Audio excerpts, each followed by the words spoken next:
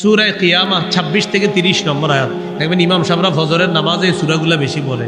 আল্লাহ তাআলা বলেন, কাল্লা ইদা বালাগাতিত তারাকিয়া ওয়া কিলা মান রাক। মৃত্যুপথ যাত্রীকে কখনো আটকে রাখতে পারবা না। প্রাণটা যখন উষ্টাগত হয় তখন আশেপাশ থেকে বলা হয় মান রাক, কে আছে ঝাড়ফুঁককারী, ডাক্তার কবিরাজ কে আছে, কে আছে তাকে ট্রিটমেন্ট করার জন্য ডাক্তার কবিরাজ কে আছে। রক শব্দের অর্থ হলো ঝাড়ফুঁককারী। এখানে উদ্দেশ্য কে আছে তাকে ট্রিটমেন্ট করবে, কোনো ডাক্তার কবিরাজ আছে, তখন আমরা অ্যাম্বুলেন্স আনি, আনার পর তাকে উঠায়া হসপিটালাইজড করি। কিন্তু হসপিটালে নেওয়ার 5-10 মিনিট আগে মৃত্যু হয়ে যায়।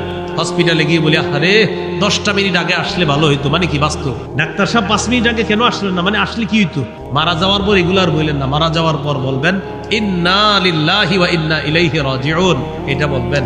আর কাঁদবেন, চোখে পানি আসবে, এটা ঠিক আছে। ইন্নাল আইনা তাদমা, চোখে পানি আসবে, বুখারীর বর্ণনা। ওয়াল কলবা ইয়াহজান, অন্তর ব্যথিত হবে। ওয়ালা নাকুলু ইল্লা মা ইয়ারদা রাব্বুনা, মুখ দিয়ে উল্টা পাল্টা কথা বলা যাবে না। আল্লাহ আমাদেরকে বুঝার তৌফিক দান করেন।